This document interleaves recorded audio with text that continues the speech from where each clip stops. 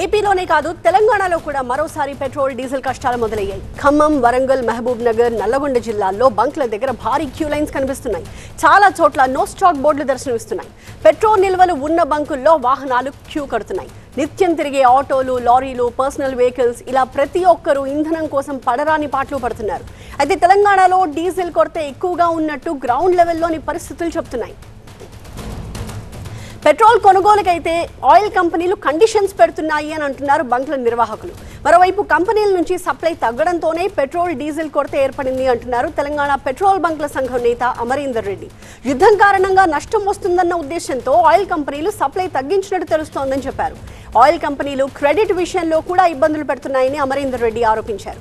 Oil కంపెనీల నుంచి supply ఇలానే కొనసాగితే కృత్రిమ కొరత ఏర్పడుతుంది అన్నారు.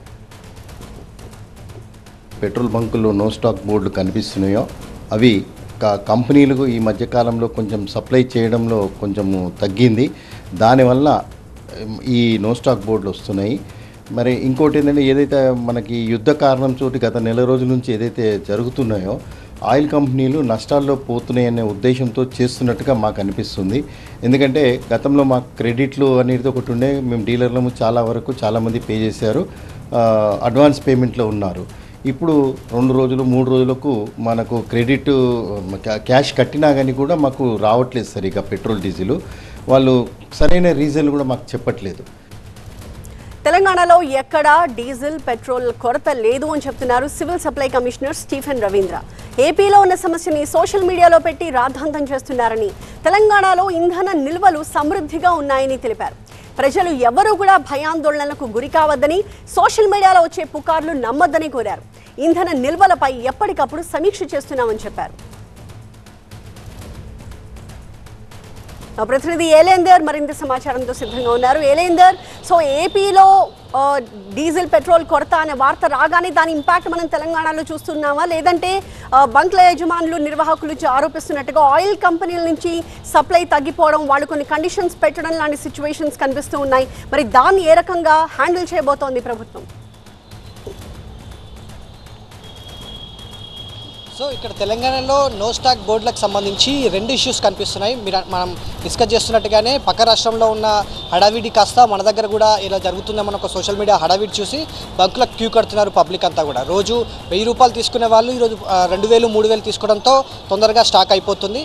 అదొక సమస్య అయితే, రెండో సమస్య స్టాక్ సంబంధించి ఇంధన నిల్వలకు నిల్వ ఉంచుకునేటువంటి ఈ డీలర్లు ఎవరైతే ఉన్నారో రెగ్యులర్గా అయిపోయిన వెంటనే ఒక 1-2 డేస్లో బుక్ చేస్తే అది సండే అయినా పండుగ సెలవులైనా ఆ రోజు తప్పకుండా స్టాక్ అనేది వచ్చేది. కానీ ఇప్పుడున్నటువంటి పరిస్థితుల్లో గత వారం 10 రోజుల నుంచి కూడా పర్టికులర్గా సండేస్ కావచ్చు, లేకపోతే హాలిడేస్ కావచ్చు, వాళ్ళు సప్లై చేయలేని పరిస్థితులు, అంటే ఆయిల్ కంపెనీల నుంచి డీలర్లకు ఈ ఇంధనాలు, పెట్రోల్ ఉత్పత్తులు అనేవి రాని పరిస్థితి అయితే కనిపిస్తుంది. ఈ కారణంగా కొంత ఇబ్బంది తలెత్తుతుంది అనేది చెప్తున్నారు. సో ఓవరాల్గా గ్రౌండ్ లెవెల్లో మొత్తం దాదాపుగా 70 నుంచి 80 రోజుల వరకు స్టాక్ నిల్వలు మన దగ్గర ఉన్నాయి.